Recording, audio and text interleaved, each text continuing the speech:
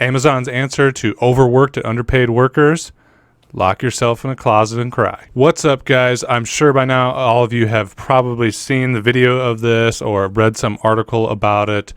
Amazon is in the spotlight, like it seems to be every single week, for over-exploiting workers, for being completely out of touch, to having the most ridiculous answers to solving the crisis of overworked and underpaid workers.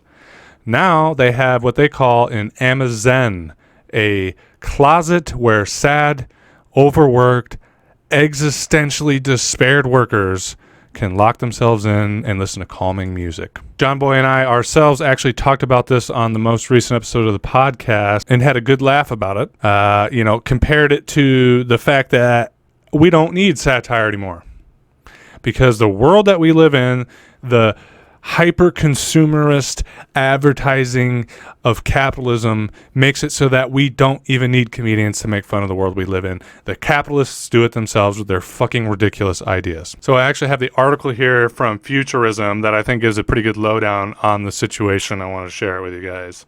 Amazon is being roasted for sharing a video of its Amazon, a phone booth-sized box where employees can go to, quote-unquote, focus on their mental well-being. Yeah, I guess some break's better than no break, huh? In other words, one of the largest companies in the world is offering its overworked employees a, box to sit in and watch mindfulness videos. No good benefits, no extra pay, no shorter hours, a box to sit in. That's awesome. It's an out-of-touch move for a company that already has a poor track record of squeezing every last drop of productivity out of its countless warehouse workers and offering very little in return. Amazon claims its Amazon can guide employees through mindfulness practices and individual interactive kiosks at buildings, according to a press release. During shifts, employees can visit Amazon stations and watch short videos featuring easy-to-follow well-being activities, including guided meditation, positive affirmations, calming scenes and sounds, and more. All right, yeah. So beyond the immediate, obvious aspect of this being complete insanity, it is satire being made into real life. It's late-stage capitalism painted out real nice and pretty for us. It's an example of this also. It's an example of how capitalism, how advertisers, how giant corporations are, obviously have been, profiting off of the well-being consumer market, right? Meditations, guided meditations. There's apps for meditations now. Health and well-being food, yoga. All this stuff has, which was kind of hippy-dippy throughout the 60s, 70s, 80s, 90s. They've seen that there's a growing market for people that are desperate. Their debt is high. They are not paid well enough.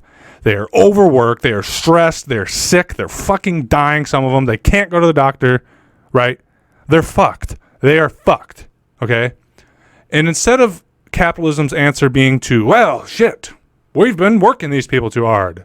Let's get some laws going. Let's change a few things so that these people have a better standing in life. We can share a little bit of the wealth so they're not overworked. And let's give them more time to rest and more time off, paid vacations. No, nothing common sense.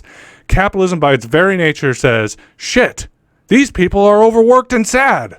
Let's make some more money off of them. And so we have things like this, the Amazon booth, we have guided meditations apps, we have corporations, we have advertisers that are taking the fact that you have existential dread, that you are living in despair, that you are desperate and sad and fucking broken on the inside, and they're going to make more money off of it. That's capitalism's answer. When you drive your entire society around the for-profit motive, you end up with wild-ass shit like this.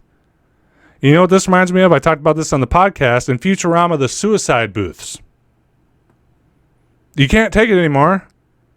Climb into this phone booth and pick how you want to die. Slow and painful or quick and painless, right? I'm convinced that's not far away. Only in our system, they'll have a whole computer setup hooked up to the internet where you can, right then and there, sign away your last will and testament and get a little bit of life insurance for all those medical bills and credit card debt. Well, at least you can pay that off so that it doesn't get left with your kids. That's awesome. But yeah, guys, that's where we're at as a society. We got Amazon workers peeing in diapers or in bottles. Amazon workers going to a sad booth so they can have a mental breakdown and then get right back to work. You got a 12-hour shift, guy. It's only been 8 hours. You got 4 more. Here's a fucking Monster Energy drink and a booth to cry in.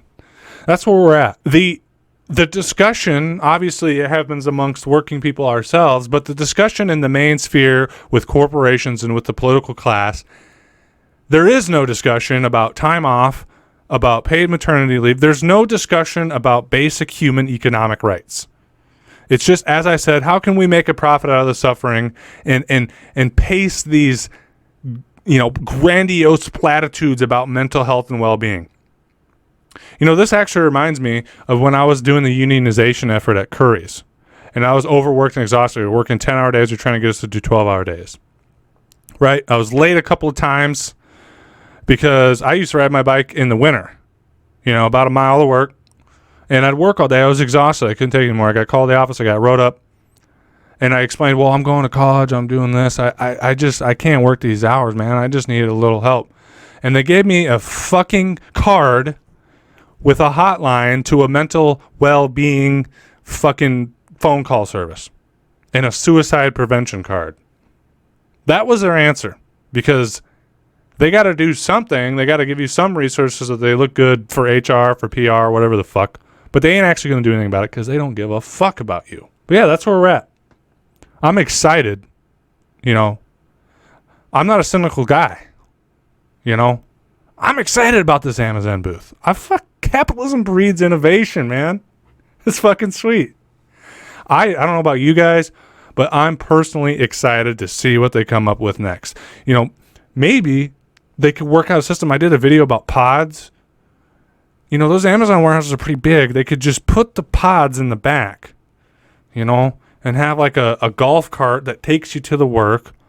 And then in the pods, they got like a virtual reality where you can pretend to be with your family or pretend to have sex with a woman. And they can just feed you some fucking pureed slop with all the vitamins and minerals in it that you need.